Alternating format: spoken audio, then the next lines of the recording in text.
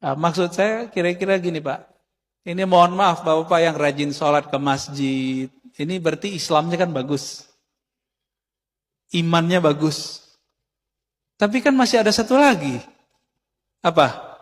Ihsan. Kita ini sering mengatakan segala puji bagi Allah yang telah memberikan iman dan Islam. Tapi kita lupa satu lagi. Ihsan. Apa itu ihsan? Ihsan itu qalbu, merasa berhadap-hadap dengan Allah. Gitu. Maka kalau qalbu sudah merasa berhadap-hadap dengan Allah, muncullah adab yang mulia. Muncul adab yang mulia. Karena kemanapun dia memandang, dia seakan-akan dilihat oleh Allah Subhanahu wa ta'ala. Itu bahasa hadis. Kalau bahasa ahli qalbu sekarang disebut ilmu ma'rifatullah. Ilmu mengenal Allah. Jadi apa itu ilmu ihsan? Ilmu ma'rifatullah. Ilmu mengenal Allah Subhanahu wa ta'ala. Ilmu ini yang mau cari Pak. Ilmu ini kalau nambah terus, apa yang terjadi? Rohaninya naik. Rohaninya naik.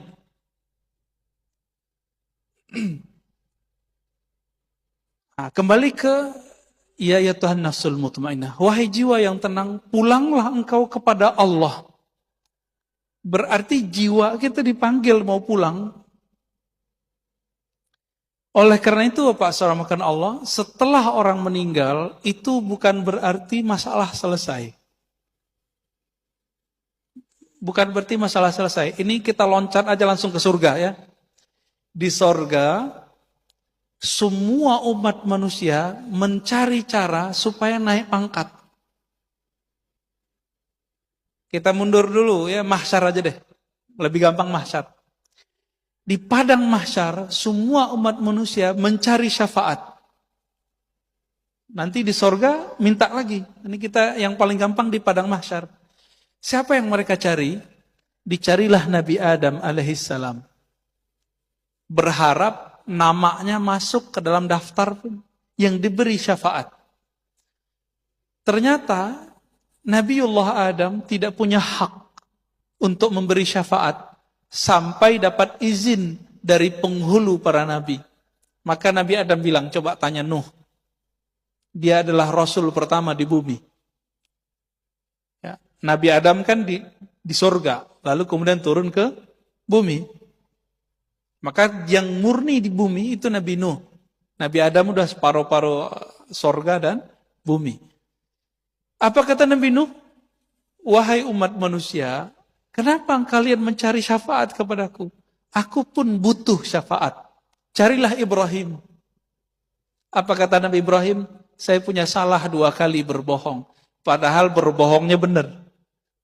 Carilah Musa. Musa juga mengatakan, carilah Isa. Isa mengatakan, carilah Muhammad sallallahu alaihi wasallam. Maka Nabi mengatakan, akulah al-khatim. Akulah al-fatih. Akulah penutup, akulah pembuka. Jika tidak ada izin dari Nabi, para Nabi yang lain tidak bisa memberi syafaat umatnya. Terlihat posisi Nabi kita. Masih panjang Pak cerita. Jadi nanti lewat alam barzakh, kita masih cari bantuan, cari guru lah kira-kira begitu. Dan proses cari guru, sampai orang cari gurunya Nabi. Kita cari guru Nabi, apa kata Nabi? Cari Muhammad. Ya.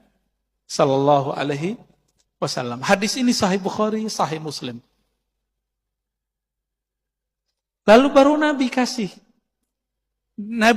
izin. Dengan izin dari Allah, maka Nabi itu bernama Al-Wasilah. Yang kita baca di doa setelah azan. Baca doa itu enggak? Jadi apa arti wasilah di situ? Wasilah dapat syafaat. Maka orang yang rutin membaca doa ba'da azan, insya Allah dapat syafaat nanti di sana. Amin. Rabbal alamin. Oke, baru kita kembali ke surga Pak.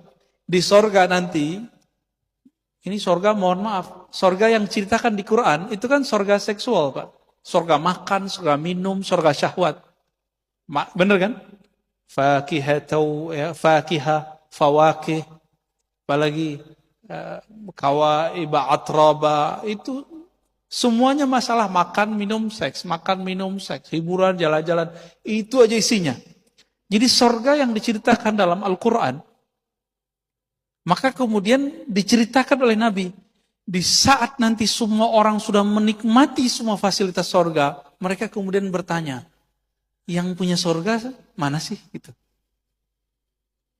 Akhirnya mereka nyari lagi ke Nabi Adam, nyari lagi, begitulah terus. Ujung-ujungnya Nabi Muhammad SAW minta supaya namanya masuk ke dalam daftar list yang bisa memandang Allah Subhanahu wa Ta'ala. Berapa lama itu, Pak? Ya, khalidina fiha, lama sekali itu. Mungkin jutaan ribu tahun, kita nggak tahu lah. Ya, apa namanya, triliunan tahun, kita nggak ngerti. Lamanya bukan main. Maka mumpung masih di dunia, cari ilmu ihsan ini. Supaya nanti nggak ngantri lagi, Pak, di sana. Ya, nah, ini yang Nabi ajarkan ke sahabat-sahabatnya. Belajar ihsan dulu, baru kemudian orang diajarin sholat. Sekarang kan kebalik. Mohon maaf nih, sekarang yang pertama diajarkan hukum wajib, tidak wajib, halal, haram, sunnah, bid'ah. Nah, ini kata yang paling favorit nih zaman ini nih. Ini sunnah, ini bid'ah, ya kan? Ini kata favorit, Pak. Akhirnya bocah-bocah baru ngaji, berani nyalahin ustadz, bilang, Ustadz, ente bid'ah. Ajaran ente bid'ah, Tad. Cuma karena dia berbeda dengan si ustadz yang sudah puluhan tahun ngaji, anak-anak sekarang berani kurang ajar, Pak.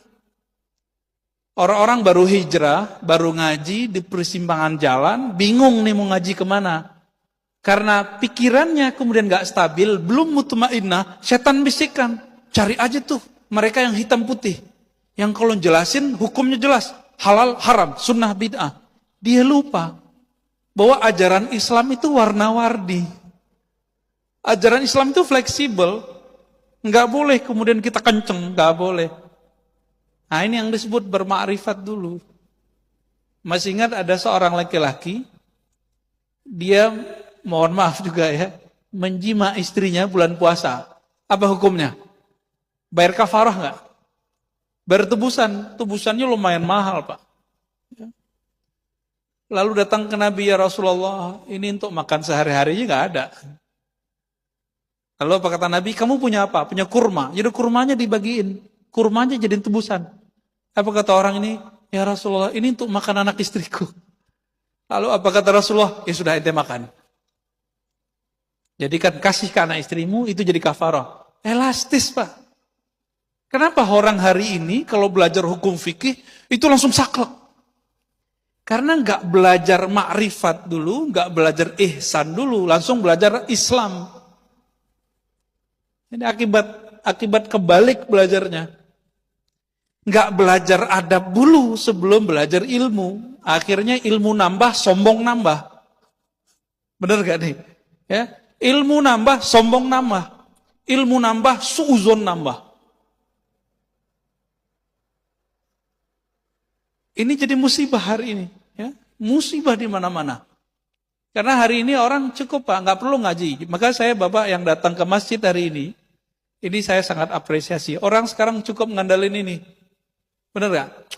Ngapain ke masjid? Handphone aja gitu. Ini godaan hari ini, Pak.